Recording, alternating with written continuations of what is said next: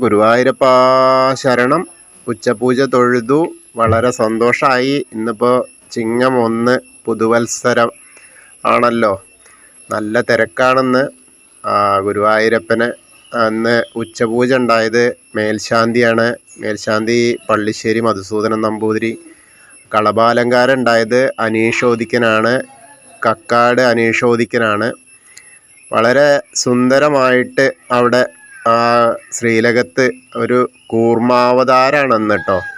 കൂർമാവതാരത്തിലുള്ള അരയ്ക്ക് കീഴ്പ്പെട്ട് കൂർമാവതാരവും മേൽപോട്ട് മഹാപ്രഭുവുമായിട്ടുള്ള ആ നാരായണനും വളരെ കേമായിട്ട് അതങ്ങോട്ട് ചാർത്തിയിട്ടുണ്ട്. ആ കളഭാലങ്കാരം എന്താ രസമെന്നറിയോ, കാണാനൊരു കാഴ്ച തന്നെയാണ് കേട്ടോ.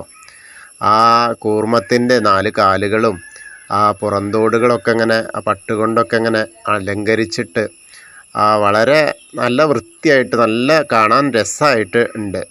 പിന്നെ അവിടുന്ന് അങ്ങോട്ട് അരയ്ക്ക് മേലോട്ട് 4 കൈകളുള്ള തൃക്കൈകളുള്ള ആ മഹാപ്രഭു നാരായണനായിട്ടങ്ങനെ ചാർത്തിയിട്ടുണ്ട്. ശംഖ് ചക്ര ഗദാപത്മത്തോടു കൂടി ഒരു താമര കൊടുത്തിട്ടുണ്ട്.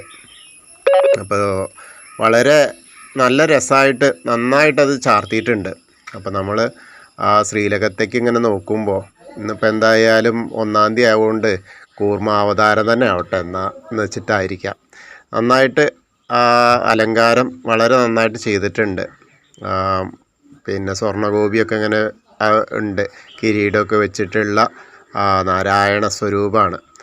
കൂർമാവതാരവും നാരായണനും കൂടിയിട്ടുള്ള ആ ഒരു സ്വരൂപത്തെ ദർശിക്കുക എന്ന് പറഞ്ഞാൽ തന്നെ വളരെ സന്തോഷകരമായൊരു ദിവസമാണ്.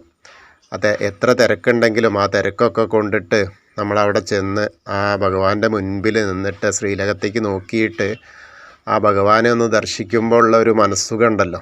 എന്നിട്ട് ആ തൃപ്പാദങ്ങളിൽ നമ്മുടെ എല്ലാ പ്രശ്നങ്ങളും അവിടെ അങ്ങോട്ട് വയ്ക്കുക എന്നുള്ള ആ ഒരു കർമ്മം അത് നമ്മൾ ചെയ്യുന്നുണ്ട്.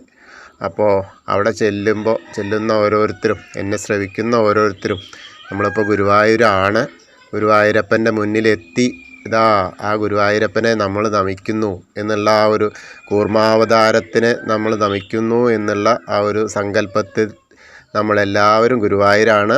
എല്ലാവർക്കും ഗുരുവായൂരപ്പൻ്റെ കടാക്ഷം ഉണ്ടാവട്ടെ. ഗുരുവായൂരപ്പൻ അനുഗ്രഹിക്കട്ടെ. കൂർമാവതാര സ്വരൂപിയായ ഗുരുവായൂരപ്പൻ ഇന്ന് എല്ലാവരെയും, ഈ കേൾക്കുന്നവരെയും എല്ലാവരെയും അനുഗ്രഹിക്കട്ടെ. ഹരേ കൃഷ്ണ.